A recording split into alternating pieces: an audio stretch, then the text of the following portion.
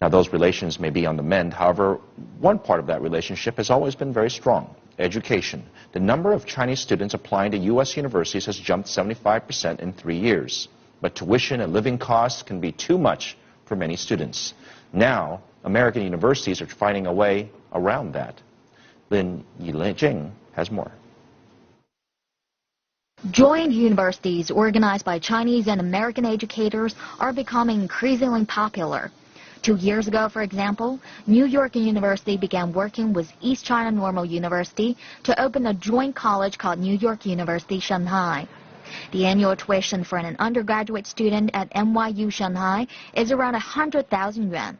That's a lot more expensive than a Chinese college, but only a third of the cost of universities in the United States.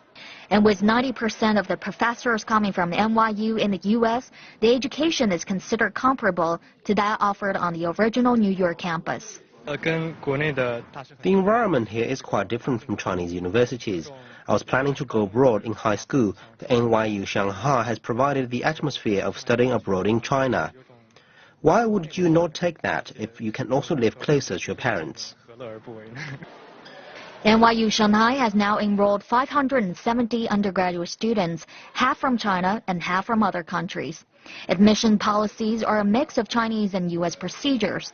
They follow the U.S. model in reviewing each applicant's background, such as high school grades and activities, but Chinese applicants still need good scores on the Gaokao University entrance exams. NYU Shanghai professor Wu Guanjun says the most important thing about the university is that it is bringing a different education model to China. American part of educational idea is students from that environment, they are actually really wanting.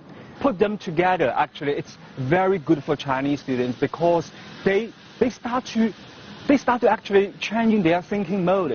NYU is not alone. Duke University has also opened a joint college in Jiangsu, working with Wuhan University.